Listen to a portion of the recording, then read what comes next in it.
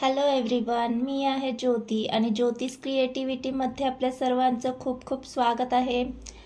आज मी हेल्दी आणि टेस्टी असा नाश्ता बनवलेला आहे। हा नाश्ता जितका सिंपल आहे तितकाच सर्वांचा फेवरेट देखील आहे। तर हा नाश्ता तुम्ही सकाळी सुद्धा घेऊ शकता किंवा डिनरमध्ये देखील बनवून घेऊ शकता। तर हा नाश्ता बनवण्यासाठी सगळ्यात अगोदर मी कणिक भिजवून घेणार आहे। तर त्यासाठी एका परातीमध्ये आपल्याला गव्हाचं पीठ घालून घ्यायचं आहे। तर इथे मी गव्हाच्या पिठाने पराठे करून घेणार आहे। तर तुम्ही मैद्याच्या पिठाचा वापर करत असाल तर मैद्याचं पीठ देखील घेऊ शकता। तर 2 वाटी गव्हाचं पीठ घेतले, ते आपल्याला छान असं चाळून घ्यायचं आहे। चाळून घेतल्यामुळे छान जे पराठे होणार आहेत ते छान असे सॉफ्ट होतात। तर सोबतच त्यामध्ये मी पाऊण वाटी रवा घालून घेतलेला आहे। रवा हा ऑप्शनल आहे, पण पराठे करताना रवा वापरला की पराठे छान खुसखुशीत होतात, अगदी बिस्किटासारखे होतात। त्यामुळे मी इथे रवा घालून घेतलेला आहे। चवीनुसार मीठ घालून घ्यायचे आणि 2 चमचे तूप घालून घ्यायचे। तर रवा आणि तुपानेच आपले पराठे छान होणार आहेत। तर हे अशा पद्धतीने तुम्ही एकदा पराठे नक्की ट्राय करून पहा, खूपच सुंदर होतात। तर छान आपल्याला हे तूप पिठामध्ये चोळून घ्यायचं आहे। छान पद्धतीने सगळीकडे आपण चोळून घेतल्याच्या नंतर रेग्युलर ज्या पद्धतीने आपण कणिक भिजवतो त्या पद्धतीने आपल्याला इथे थोडं थोडं पाणी घालून कणिक भिजवून घ्यायची आहे। तर नॉर्मल रेग्युलर जसं चपातीचं पीठ मळतो आपण त्या पद्धतीनेच आपल्याला इथे पीठ मळून घ्यायचं आहे। तर इथे मी तुपाचा वापर केलेला आहे, याऐवजी तुम्ही बटर देखील वापरू शकता, त्याने देखील खूपच सुंदर असे पराठे इथे तयार होतात। तर आपल्या इथे कणिक मळून झालेलं आहे। तर आता हे आपल्याला सेट होण्यासाठी ठेवून द्यायचं आहे। तर या पद्धतीने आपण पीठ जर मळलं तर आपले जे पराठे होणार आहेत ते अगदी बिस्किटासारखे खुसखुशीत होतात। तर आपण पीठ साईडला ठेवून देऊया आणि तोपर्यंत आपण भाजी करून घेऊया। तर इथे मी कढईमध्ये साधारण 2 चमचे तेल घालून घेतलेलं आहे। यामध्ये 2 मीडियम आकाराचे कांदे उभे चिरून घेतलेले आहेत आणि 1 इंच आलं घालून घेतलेलं आहे। तर हे सगळं आपल्याला तेलामध्ये परतून घ्यायचे, जास्त गोल्डन करायचं नाही, आपल्याला थोडंफार सॉफ्टच करून घ्यायचे।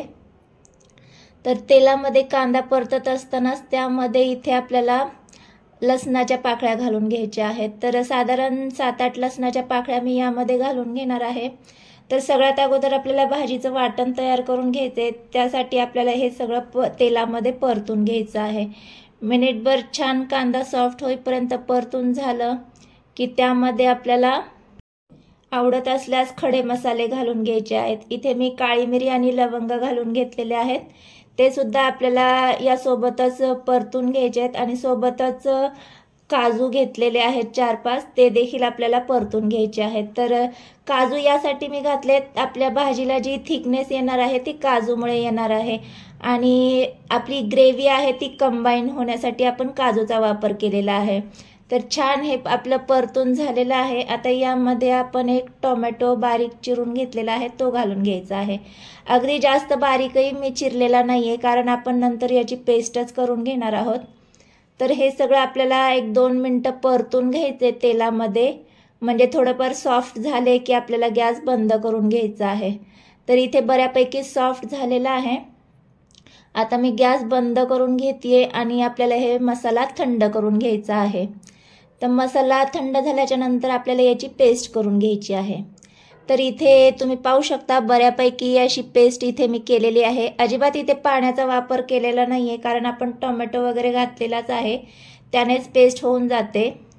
तर आता आपण भाजीला फोडणी करून घेऊया।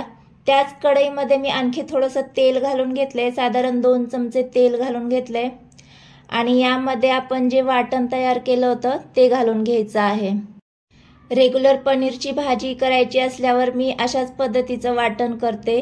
तर तुम्हाला ज्या पद्धतीचं वाटण आवडतं तुम्ही त्या पद्धतीने करून घेऊ शकता, पण एकदा या पद्धतीने वाटण करून भाजी करून पहा, खूपच सुंदर लागते। वाटण घालून झाल्याच्या नंतर आपल्याला तेल सुटेपर्यंत हा मसाला तेलामध्ये परतून घ्यायचा आहे। तर इथे साधारण 5-1 मिनिटं लागली तेलामध्ये परतून घेण्यासाठी। गॅसची फ्लेम मीडियमच आहे। तर इथे बऱ्यापैकी परतून झालंय। आता यामध्ये सोबतच मी मसाले ॲड करून घेणार आहे। तुम्ही तुमच्या आवडीनुसार मसाले यामध्ये ॲड करून घेऊ शकता। मी हळद घालून घेतली, चवीनुसार मीठ घालून घेतले आणि तिखट घालून घेतले। तुम्ही तुमच्या अंदाजाने तिखट घालून घेऊ शकता किंवा काही मसाले आणखी ॲड करायचे असतील तर ते देखील करून घेऊ शकता। छान मसाले तेलामध्ये परतून घ्यायचे। आणखी आपल्याला मिनिटभर मसाले देखील परतून घ्यायचे। आणि आता यामध्ये मी मटार घालून घेणार आहे। तर मटार इथे मी फ्रेश मटार घेतलेले आहेत, ते आपल्याला स्वच्छ धुवून घ्यायचे आणि यामध्ये आपल्याला घालून घ्यायचे आहेत। इथे मी मटर पनीरची भाजी करणार आहे। तुम्हाला कोणती भाजी करायची असेल तर त्याप्रमाणे भाजी करून घेऊ शकता। हे वाटण तुम्ही कोणत्याही भाजीसाठी वापरू शकता, खूपच सुंदर लागते। तर मटार घालून झाल्याच्या नंतर छान मिक्स करायचे आणि आपल्याला यामध्ये पाणी घालून घ्यायचं आहे। तर मटार शिजण्यासाठी आणि तुम्हाला कितपत ग्रेव्ही हवी आहे त्यानुसार यामध्ये पाणी घालून तुम्ही ग्रेव्ही ॲडजस्ट करून घेऊ शकता। तर साधारण इथे मी 1.5 ग्लास पाणी घालून घेणार आहे आणि आपल्याला मटार शिजेपर्यंत ही भाजी शिजवून घ्यायची आहे। मटार शिजल्याच्या नंतर ग्रेव्ही आणखी थिक झाली, त्यामुळे मी यामध्ये आणखी थोडंसं पाणी वाढवून घेतलंय। पाणी वाढवताना त्यामध्ये गरम पाणी घालून घ्यायचंय, कारण पनीर घातल्याच्या नंतर आणखी भाजी ही थिक होते। तर इथे पनीर घालून झाल्याच्या नंतर मी आणखी 5-1 मिनिटं उकळी काढणार आहे। उकळी काढत असताना त्यामध्ये 1 चमचाभर गरम मसाला घालून घेतेय आणि 5-1 मिनिटं आपल्याला आणखी उकळी काढून घ्यायची। आपण सर्वात शेवटीच पनीर घालायचंय, नाही पनीर घालून झाल्याच्या नंतर जास्त वेळ भाजी शिजवायची नाहीये, नाहीतर पनीर रब्बर सारखं होऊन जातं। त्यामुळे 5-1 मिनिटपेक्षा जास्त आपल्याला पनीर शिजवायचं नाहीये। तर 5 मिनिटं भाजी आपली उकळतीये, तोपर्यंत इथे आपलं पीठ देखील सेट झालेलं आहे। आता आपण त्याचे पराठे लाटून घेऊया। तर पनीरची भाजी असल्यामुळे आपल्याला प्लेन पराठा खायचा नव्हता, तर प्लेनमध्येच मी थोडासा लेअरमध्ये पराठा करणार होते। तर तुम्हाला लेअर पराठे आवडतात का? तर मला प्लेनमध्ये भरपूर लेअर्स असलेले पराठे आवडतात, त्यामुळे आज मी लेअर पराठे करणार आहे। त्यासाठी ते मी अशी रेग्युलर गोल पोळी लाटून घेतलेली आहे आणि त्यामध्ये तेल लावून घेणार आहे। तर भरपूर असं तेल लावून घ्यायचे, आवडत असल्यास बटर किंवा तूप देखील लावून घेऊ शकता आणि वरून थोडंसं असं सुक्कं पीठ लावून घ्यायचंय। याने काय होणार आहे, भरपूर असे लेयर्स येणार आहेत। तर व्हिडिओमध्ये मी दाखवते त्याप्रमाणे इथे मी एकावर एक लेयर्स असे देऊन घेणार आहे। तर अशा पद्धतीने जर आपण घडी घालून घेतली पोळीची तर छान आतमध्ये लेयर्स पडतात। तर अशा पद्धतीने मी इथे पोळीची घडी घालून घेतलेली आहे आणि याचा आपल्याला चौकोनी असा पराठा लाटून घ्यायचा आहे। तर स्पेशल हा पराठा आपण चहासोबत देखील खाऊन घेऊ शकता, खूपच टेस्टी लागतो। आणि आपण यामध्ये घालून घेतलेला आहे रवा। तर रवा आणि तुपामध्ये पराठा केल्यामुळे तो छान क्रिस्पी होतो आणि अगदी खुसखुशीत बिस्किटासारखा लागतो। तर अशा पद्धतीने मी इथे पराठे लाटून घेतलेले आहेत आणि मीडियम गॅसवर आपल्याला हे पराठे शेकून घ्यायचे आहेत। तर हे पराठे करताना थोडेसे जाड लाटायचे, म्हणजे आतले लेयर्स छान सुटतात। तर मस्त इथे आपल्याला मीडियम गॅसवर आलटून पलटून हा पराठा खरपूस होईपर्यंत शेकून घ्यायचा आहे। तर इथे मी तेल लावून घेणार आहे। तुम्हाला जर तूप किंवा बटर आवडत असेल तर तेही तुम्ही लावून घेऊ शकता। तर मस्त खरपूस असा वरून खरपूस आणि आतमध्ये भरपूर असे सॉफ्ट लेयर्स पडतात। तर इथे पाहू शकता भरपूर असे लेयर्स पडलेले आहेत। तर हा पराठा आज मी पनीर सोबत सर्व करतेय। तुम्ही अगदी चहा सोबत खाणार असाल तर त्यासोबत देखील खूपच टेस्टी लागतो।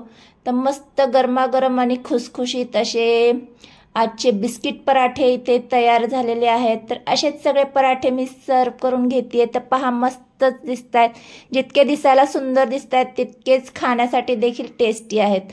तर असेच इथे मी पराठे गरमागरम करून घेतलेले आहेत आणि सोबतच आपली इथे गरमागरम मटर पनीरची भाजी देखील तयार झालेली आहे।